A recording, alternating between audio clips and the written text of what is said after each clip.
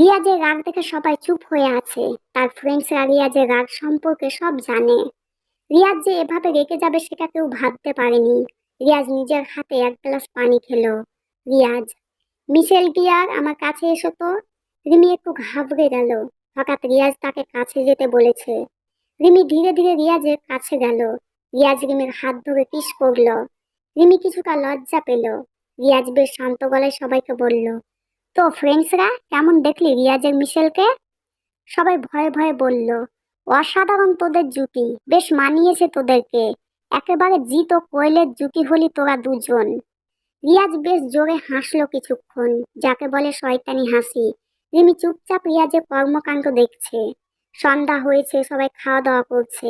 Special বাবুর্চি দিয়ে রান্না করিয়েছে রিয়াজ। রিমি অবশ্য রান্না করতে চেয়েছিল, কারণ তাকে দেখতে এসেছে, সেহেতু তার রান্না করা মেহমানদারির অন্তর্ভুক্ত।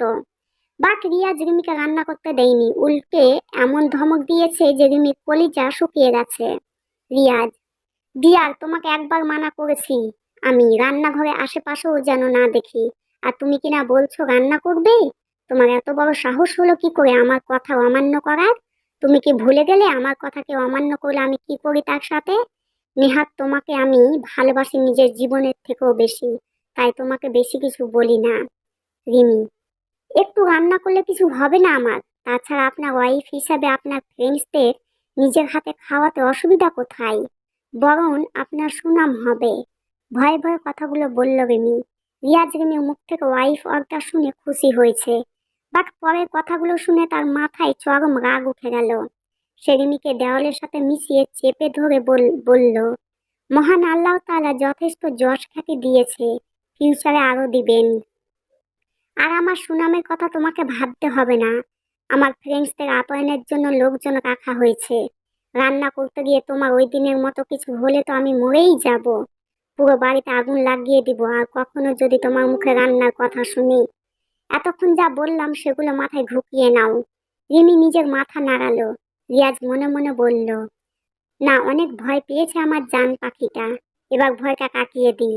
রিয়াজ আর কিছু না বলে রিমির ঠোকের স্বাদ নিল। রিমির চোখ বড় বড় হয়ে গেল হঠাৎ এমন করাতে। রিয়াজ রিমিকে ছেড়ে দিল 7 মিনিট পর। রিয়াজ, তোমার মুখটা ভালো করলাম এটা করে। By the way, you looking gorgeous and beautiful. তাই তো লোভটা সামলাতে পারলাম না। রিয়াজ রিমিকে নিয়ে গেল তার ফ্রেন্ডসদের কাছে। সবাই মিলে বেশ মজা করে সন্ধ্যাকে কাটিয়ে দিল। মেয়েগুলো রিয়াজকে নিয়ে বেশ হাসাহাসি করছে, রিয়াজকে জড়িয়ে ধরছে আর কিসও করছে বারবার। এগুলো বিদেশি কালচার, তাই রিয়াজ মোকামুখি অভ্যস্ত, তাই সে স্বাভাবিকভাবে নিচ্ছে এগুলো। রিমি চুপচাপ দেখছে। তার কেমন জানি অস্বস্তি লাগছে। তার এমন ফিল করার কথা না, তারপরেও ভালো লাগছে না। বেশ রাত হয়েছে, সবাই ডাইনিং এ খেতে বসেছে। রিয়াজের পাশে রিমি বসতে পারেনি, তার আগেই দুটো মেয়ে বসে পড়ল। একেবারে রিয়াজের পাশে গা ঘেঁষে বসলো মেয়ে দুটো। রিমি, উনি আমার পাশে বসলেন না তো কি হয়েছে? এক্ষুনি নিজের হাতে খাইয়ে দিবেন আমাকে। তখনই এই ডাইনি মেয়েগুলোর উচিত শিক্ষা হবে। মনে মনে কথাগুলো বলল রিমি। রিমির ধারণা মিথ্যে হলো। রিয়াজ তাকে খাওয়ালো না, উল্টে রিয়াজকে মেয়েগুলো খাওয়াতে লাগলো। রিমির এই দৃশ্য সহ্য হচ্ছে না। রিমি নিজের হাত দিয়ে 1 চামচ স্যুপ খেলো। নিজের হাত দিয়ে অনেকদিন পরে খেলো। রিয়াজের হাতে খেতে খেতে অভ্যাস হয়েছিল তার। এখন নিজের হাতে খেয়ে কেন জানি রিমির বুক ফেটে যাচ্ছে। ঠিক তখনই একটা মেয়ে রিয়াজের মুখ মুছে দিতে লাগলো খাওয়া শেষে। রিমির এটা দেখে রাগ হলো ভীষণ। সে রাগে ডাইনিং ছেড়ে চলে গেল।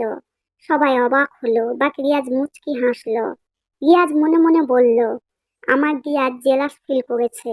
সরি ডিয়ার, তোমাকে আরেকটু জেলাস ফিল করাবো। তোমার একটু কষ্ট হবে, সেজন্য মাফ করে দিও। অনেকক্ষণ হলো রিমি চুপচাপ দেখছে আর লুচির মতো ফুলছে, কারণ মিউজিক বাজছে, সবাই ড্যান্স করছে।